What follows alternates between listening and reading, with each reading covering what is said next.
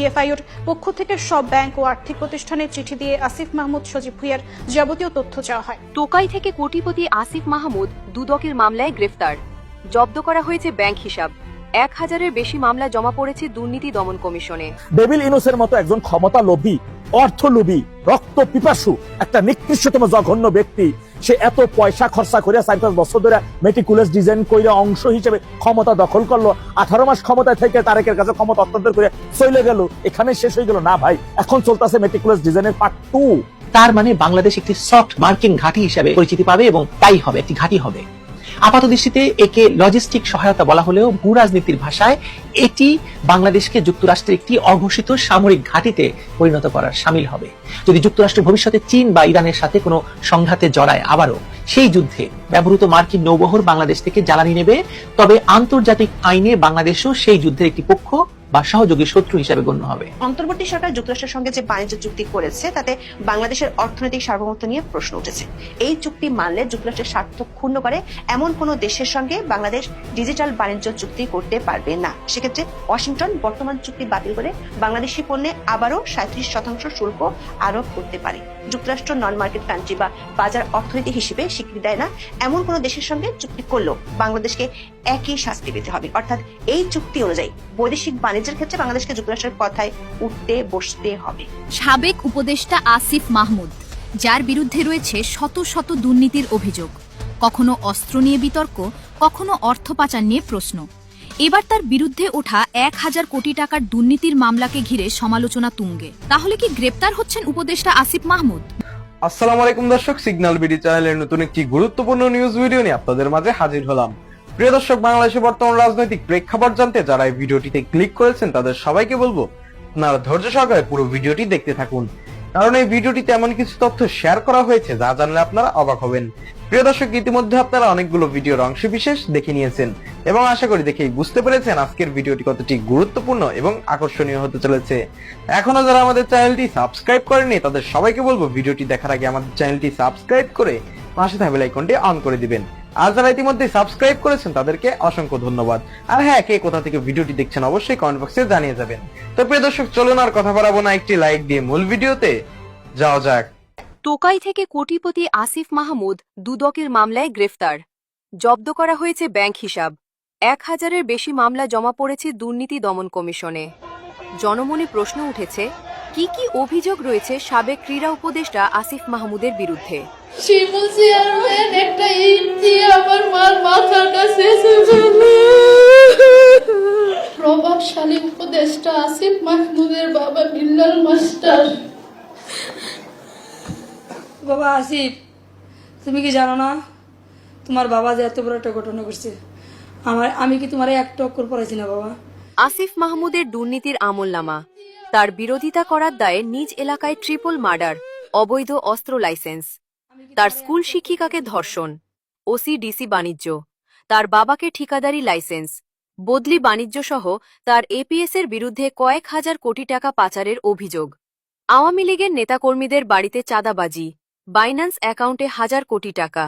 দুদকে হাজারো মামলা থাকা সত্ত্বেও কার ছায়া এখনো গ্রেফতার হচ্ছে না আসিফ মাহমুদ? আমাকে ধরে নিয়ে এরা বলছে যে আসিফ মাহমুদ বা আসিফ মাহমুদের বাবা এরা ইয়াতে জড়িত না, সেটা বললে তোমার কোনো ক্ষতি হবে না। তুমি কালকে সাংবাদিক আসলে তুমি এই কথাটা বলবে। আমার প্রথম দাবি হচ্ছে উপদেষ্টা আসিফের বাবা বিল্লাল মাস্টারকে গ্রেফতার করা। ওনাকে গ্রেফতার হোক, সবকিছু বেরিয়ে যাবে। সাবেক উপদেষ্টা আসিফ মাহমুদ সজীব ভুঁইয়ার বিরুদ্ধে দুর্নীতির গুরুতর অভিযোগের উত্তাপ ছড়ায় দুদক কার্যালয় থেকে রাজপথ পর্যন্ত। তার বিরুদ্ধে প্রায় 1000 কোটি টাকার বিশাল অঙ্কের অর্থ আত্মসাৎ ও অবৈধ সম্পদ অর্জনের প্রাথমিক অভিযোগ জমা পড়ে দুর্নীতি দমন কমিশনে।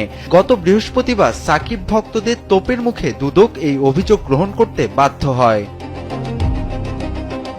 অ্যাডভাইজার মহোদয় সাইন করবেন, 50% দিয়ে দিবে, সিসিজিবি পাস হবে, 50% দিয়ে দিবে। বিতর্ক যেন কোনোভাবেই পিছু ছাড়ছে না অন্তর্বর্তী সরকারের ক্রীড়া উপদেষ্টা আসিফ মাহমুদ সজীব ভুঁইয়ার। বাবার পর এবার তার প্রেস সেক্রেটারির বিরুদ্ধে উঠেছে টেন্ডারবাজির অভিযোগ। এ সংক্রান্ত একটি অডিও ফাঁস করেছেন প্রবাসী সাংবাদিক জাওয়াত নির্ঝর। শিমুল চেয়ারম্যান একটা ইট দিয়ে আমার মার মাথার কাছে উপদেষ্টা আসিফ মাহমুদের বাবা বিল্লাল মাস্টার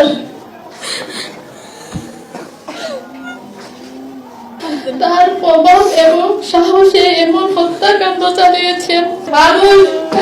মানুষকে এইভাবে মারতে পারে।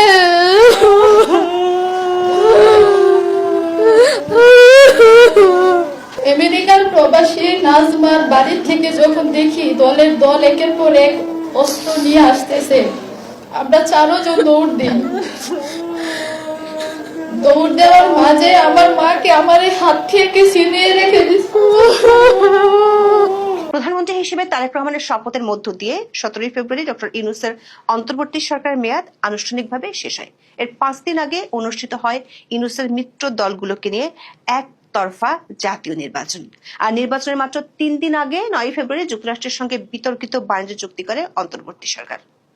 কোন শর্তে এবং কিভাবে চুক্তি করা হচ্ছে তার কোনো কিছুই ডক্টর ইউনূসের পারিষদেরা প্রকাশ করেননি। তখন দেখানো হয়েছিল নন ডিসক্লোজার এগ্রিমেন্টের বাহানা। তবে যুক্তরাষ্ট্র সরকারের পক্ষ থেকে চুক্তির পুরোটা প্রকাশ হলে মাথায় হাত পড়ে বাংলাদেশের ব্যবসায়ী এবং অর্থনীতিবিদ। দেখা যাচ্ছে এক কথায় বাংলাদেশের পায়ে ডান্ডা বেরি পরিয়ে এই ডান্ডা বেরির চাবি যুক্তরাষ্ট্রের হাতে দিয়ে গেছেন ম্যাজিক ম্যান ডক্টর ইউনূস। আর এর অন্যতম কারিগর ছিলেন তার সরকারের জাতীয় নিরাপত্তা উপদেষ্টা এবং বর্তমানে বিএনপি নৌকায় চেপে বসা পররাষ্ট্রমন্ত্রী খলিলুর রহমান। অন্তর্বর্তী সরকারের বাণিজ্য উপদেষ্টা শেখ বশিরউদ্দিনও রেখেছিলেন সক্রিয় ভূমিকা। বেসরকারি গবেষণা প্রতিষ্ঠান সিপিডি সম্প্রতি জানায়, একটি অনির্বাচিত সরকার হয়েও অন্তর্বর্তী সরকার যুক্তরাষ্ট্রের সঙ্গে যে বাণিজ্য চুক্তি করেছে তা দেখে তারা হতভম্ব ও স্তম্ভিত। প্রতিষ্ঠানের গবেষণা পরিচালক খন্দকার গোলাম মোয়াজ্জেম বলেন, এমন চুক্তির দায় পুরোপুরি নির্বাচিত অর্থাৎ বিএনপি সরকারকে বইতে হবে। ইউনূস সরকারের চাতুরি বর্ণনা করে তিনি বলেছিলেন, শুল্ক সংক্রান্ত বিষয়ে আলাপ আলোচনা শুরু হওয়ার সময় সাধারণ মানুষকে ভুল ধারণা দেওয়া হয়েছিল। তখন বলা হলো শুধু শুল্ক নিয়ে আলোচনা চলছে। সরকার জানালো 35% পাল্টা শুল্ক কিভাবে 20-এ নামিয়ে আনা যাবে তা নিয়ে কথা হচ্ছে। এজন্য কিছু কিছু ক্রয় চুক্তি করলে নাকি সমাধান হয়ে যাবে। অথচ এখন যে চুক্তিটি দেখা যাচ্ছে তাতে সবাই হতভম্ব এবং স্তম্ভিত। দর্শক, অন্তর্বর্তী সরকার বিদায় নেওয়ার মাত্র 1 সপ্তাহ আগে গত 9 ফেব্রুয়ারি স্বাক্ষর হওয়া মূল 8 পৃষ্ঠার চুক্তিটি পর্যালোচনা করে দেখা গেছে এতে 6টি অধ্যায়ে নানা শর্ত যুক্ত করা হয়েছে। পরিশিষ্ট সংযোজনী মিলিয়ে চুক্তিটি মোট 37 পৃষ্ঠার। চুক্তিটি বাংলাদেশকে অন্তত 135টি শর্ত পালনের বাধ্যবাধকতা আরোপ করেছে। এতে যুক্তরাষ্ট্র কেবল সে দেশের তুলা বা কৃত্রিম তন্তু দিয়ে প্রস্তুত করা পোশাকে বাড়তি শুল্ক আরোপ না করার প্রতিশ্রুতি দিয়েছে, যা আরো কিছু শর্তযুক্ত। অর্থনীতিবিদদের অনেকেই বলছেন, এই চুক্তিতে একচেটিয়াভাবে শুধু যুক্তরাষ্ট্রের বাণিজ্য স্বার্থকে প্রাধান্য দেওয়া হয়েছে। এই প্রাধান্য দিতে গিয়ে সে দেশের ইচ্ছা অনুযায়ী বৈশ্বিক বাণিজ্য সহ অন্যান্য অভ্যন্তরীণ নীতিতেও বদল করার অঙ্গীকার করেছে বাংলাদেশ। অবশ্য বাংলাদেশের পক্ষে চুক্তি সম্পাদনকারী সাবেক অন্তর্বর্তী সরকারের পক্ষ থেকে চুক্তি স্বাক্ষরের পর দাবি করা হয়েছিল, চুক্তির মাধ্যমে যুক্তরাষ্ট্রের বাজারে বাংলাদেশের সবচেয়ে বেশি রপ্তানি হওয়া পণ্য তৈরি পোশাক অতিরিক্ত শুল্ক থেকে অব্যাহতি পাওয়ার অঙ্গীকার আদায় করে নিয়েছে। এমন সুবিধা তৈরি পোশাকে প্রতিযোগী অন্য কোনো দেশ পায়নি, এমন দাবিও ছিল সে সরকারের। পর্যালোচনায় দেখা গেছে যুক্তরাষ্ট্র বাড়তি শুল্ক ইস্যুতে ইউরোপীয় ইউনিয়ন, জাপান, সুইজারল্যান্ড সহ অন্য যে 20 দেশের সঙ্গে বাণিজ্য চুক্তি করেছে তার প্রায় সবকটি নিজের বাণিজ্য স্বার্থ বিশেষত বাজার প্রবেশ সহজ ও বাধা দূর করার পাশাপাশি প্রতিযোগী দেশের তুলনায় বাড়তি সুবিধা আদায় করে নিয়েছে।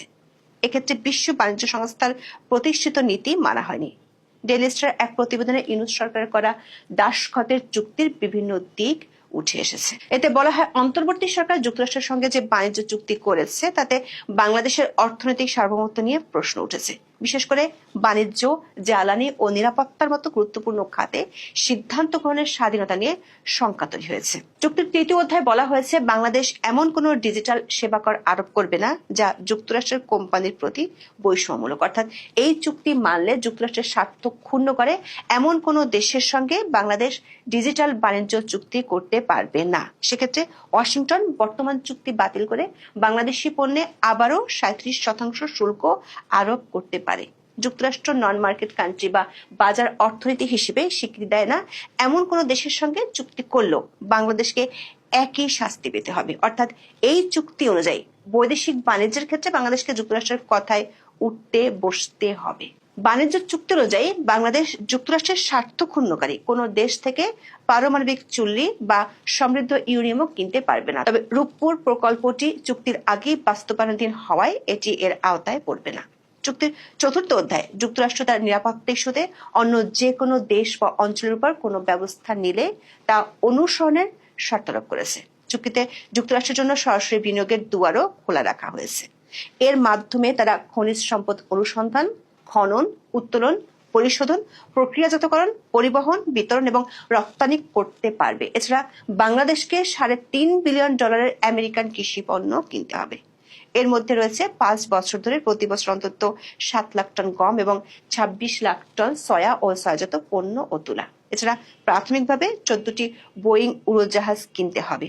আগামী 15 বছরে $15 বিলিয়ন দামে এলএনজি এবং যুক্তরাষ্ট্রের কাছ থেকে সামরিক সরঞ্জাম কেনা বাড়াতে হবে। আবার বাংলাদেশকে প্রতিরক্ষা সরঞ্জাম বিক্রি করা কিছু দেশ থেকে পণ্য কেনার সীমা ঠিক করে দেওয়া হয়েছে। এক কথায় এটি যেন সত্যিকারের এক গোলামির চুক্তি।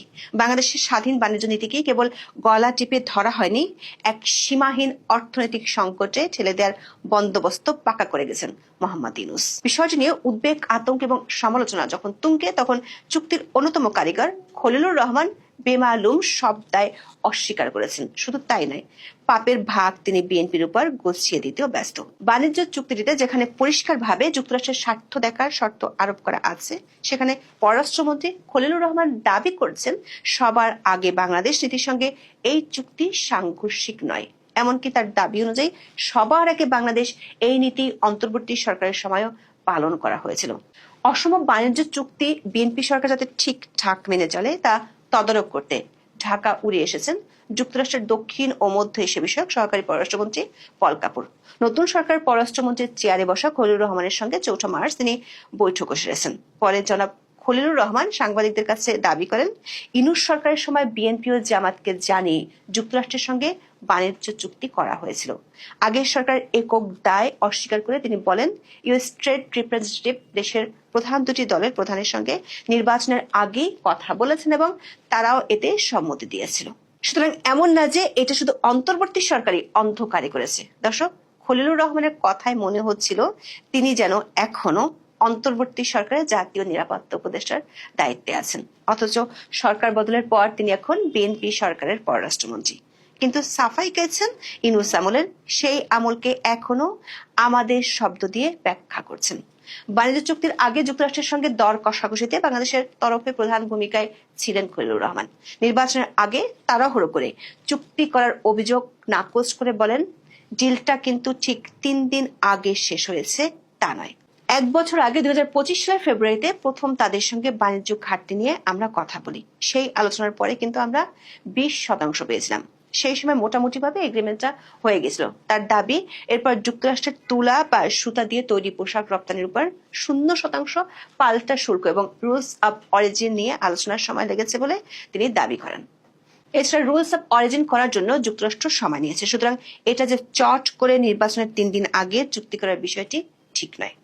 দর্শক, দাসখত দেয়া এই চুক্তির দায় খলিলুর রহমান শুধু বিএনপি জামাতের উপর চাপাননি, তার বক্তব্যে লক্ষ্য করা গেছে দ্বিচারিতা। দৈনিক সমকালে প্রকাশিত প্রতিবেদনে বলা হয়, এগ্রিমেন্ট অন রেসিপ্রোকাল ট্রেড বা আর্ট কিংবা পারস্পরিক বাণিজ্য চুক্তির বাস্তবায়নের বিষয়ে যুক্তরাষ্ট্রকে আশ্বস্ত করেছে বাংলাদেশ। বুধবার ঢাকা সফররত মার্কিন পররাষ্ট্র দপ্তরের দক্ষিণ ও মধ্য এশিয়া বিষয়ক অ্যাসিস্ট্যান্ট সেক্রেটারি এস পল কাপুরকে বৈঠকে এ বিষয়ে আশ্বস্ত করেন পররাষ্ট্রমন্ত্রী খলিলুর রহমান। পল কাপুরের সঙ্গে বৈঠকে আর্ট চুক্তি নিয়ে আলোচনার বিষয়ে জানতে চাইলে খলিলুর রহমান বলেন, আর্ট চুক্তির বিষয়ে পল কাপুর আশ্বস্ত হয়েছেন যে বাংলাদেশ সরকার এই চুক্তির বাস্তবায়ন অব্যাহত রাখবে। অথচ দৈনিক সমকালের একই রিপোর্টে উল্লেখ আছে, পল কাপুরকে আশ্বস্ত করা হয়েছে আর্ট চুক্তির বাস্তবায়ন নিয়ে।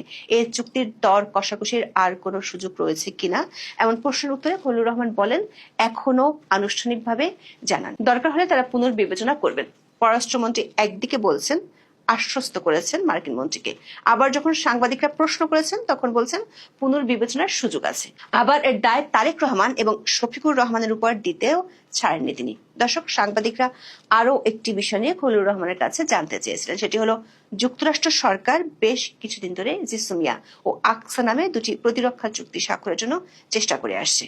পল কাপুরের সঙ্গে বৈঠকে প্রতিরক্ষার এসব বিষয়ে আলোচনা হয়েছে কিনা এমন প্রশ্নে পররাষ্ট্রমন্ত্রী বলেন, তার সঙ্গে সামরিক সহযোগিতা নিয়ে কোনো আলোচনা হয়নি, সেটা তো তার দপ্তর নয়। প্রশ্ন হলো, বাণিজ্য তো তার মন্ত্রণালয়ের বিষয় নয়, তাহলে তিনি কেন বাণিজ্য চুক্তি বাস্তবায়নের আশ্বাস দিলেন পল কাপুরকে? অবশ্য খলিলুর রহমান বাণিজ্য চুক্তি নিয়ে তৃপ্তির ঢেকুর তুললেও বিএনপি সরকারের বাণিজ্য মন্ত্রী খন্দকার আব্দুল মুক্তাদিরের কণ্ঠে শোনা যাচ্ছে আশঙ্কার সুর। পল কাপুরের সঙ্গে বৈঠকের পর সতর্ক ভাষায় বলেন, চুক্তিটিকে এখনই পুরোপুরি নেতিবাচক বা ইতিবাচক হিসেবে দেখার সুযোগ নেই। তার কথায় স্পষ্ট, চুক্তির বিভিন্ন দিক পর্যালোচনা করার পক্ষে নতুন সরকার। বলেন, কোনো চুক্তি চূড়ান্ত নয়, প্রতিটি চুক্তিতে সংশোধন ও পুনরায় আলোচনার সুযোগ থাকে। ভবিষ্যতে প্রয়োজন হলে আলোচনা করে বাণিজ্য চুক্তিতে পরিবর্তন আনা সম্ভব। চুক্তিটি বাংলাদেশের স্বার্থের বিরুদ্ধে কিনা এমন প্রশ্নের সরাসরি জবাব তিনি দেননি, তবে পাওয়া গেছে তাৎপর্যপূর্ণ ইঙ্গিত। বাণিজ্যমন্ত্রী বলেন, যে কোনো আন্তর্জাতিক চুক্তি দুই পক্ষের কিছু দাবি থাকে, কিছু ধারা এক পক্ষের অনুকূলে থাকে, আবার কিছু ধারা অন্য পক্ষের জন্য সুবিধাজনক হয়। আলোচনার মাধ্যমে একটি উইন উইন পরিস্থিতিতে পৌঁছানোর চেষ্টা করা হয়। এই চুক্তিকে এখনই পুরোপুরি নেতিবাচক বা ইতিবাচক হিসেবে দেখার সুযোগ নেই। এটি একটি বাস্তবতা এবং ভবিষ্যতে বাণিজ্যিক সম্পর্ক জোরদারে এর অনেক ধারা কাজে লাগানো যাবে। প্রধানমন্ত্রী তারেক রহমানকে পাঠানো অভিনন্দন বার্তায় বাণিজ্য চুক্তির বিষয়টি স্মরণ করিয়ে দিয়েছিলেন ডোনাল্ড ট্রাম্প। সামরিক বিষয় সংক্রান্ত কিছু বিষয়ের উল্লেখ ছিল সেখানে, তবে পল কাপুরের সঙ্গে এসব বিষয়ে আলোচনা হয়নি বলে দাবি করেন বাণিজ্যমন্ত্রী। বলেন, সামরিক বিষয় বাণিজ্য মন্ত্রণালয়ের আওতাভুক্ত নয়। বিশেষজ্ঞরা বলছেন, ডক্টর ইউনূসের সরকারের চুক্তিতে এক কথায় ফাটা বাসে আটকে গেছে বাংলাদেশ। এখন আর কোনোভাবেই বেরিয়ে আসার সুযোগ নেই, বরং দীর্ঘমেয়াদে ভয়াবহ সংকটের মুখোমুখি হতে হবে। বাণিজ্য চুক্তির বিভিন্ন ধারার কারণে চীন, রাশিয়ার মতো দেশগুলোর সঙ্গে শীতল হবে সম্পর্ক। তুলনামূলক অনেক বেশি দামে কৃষিপণ্য, জ্বালানি এবং সামরিক সরঞ্জাম কিনতে হবে যুক্তরাষ্ট্র থেকে। এর বিনিময়ে বাংলাদেশের পোশাক পণ্যের রপ্তানি বাড়ার যে আশা দেখানো হয়েছিল, সেটাও আকাশ কুসুম কল্পনা বলে মনে করছেন ব্যবসায়ীরা। সব মিলে ইউনূস সরকারের কলমের এক খোঁচায় বাংলাদেশ স্বাধীন সিদ্ধান্ত নেওয়ার ক্ষমতা অনেকখানি হারিয়ে ফেলেছে বলে মনে করছেন বিশেষজ্ঞরা। প্রশ্ন হলো, এই দায় এখন বিএনপির উপরে কেন চাপানোর চেষ্টা করছেন খলিলুর রহমান? বিএনপির জন্য চুক্তির ধাক্কা সামলানো যেমন কঠিন, তেমনি খলিলুর কি হয়ে উঠছেন আগামী দিনে আরো বিপদে পড়ার কারণ। প্রিয় দর্শক, ইতিমধ্যে আপনারা আমাদের পুরো ভিডিওটি দেখেছেন। ভিডিওটি দেখে কি জানলেন এবং বুঝলেন? অবশ্যই আপনাদের মূল্যবান মতামতটি আমাদের কমেন্ট বক্সে জানাতে ভুলবেন না। এখনো যারা আমাদের চ্যানেলটি সাবস্ক্রাইব করেননি, তাদের সবাইকে বলবো আমাদের চ্যানেলটি সাবস্ক্রাইব করে পাশে থাকা বেল আইকনটি অন করে দিবেন এরকম নিত্য নতুন প্রতিদিন গরম গরম নিউজ আপডেট পেতে। ধন্যবাদ সবাইকে।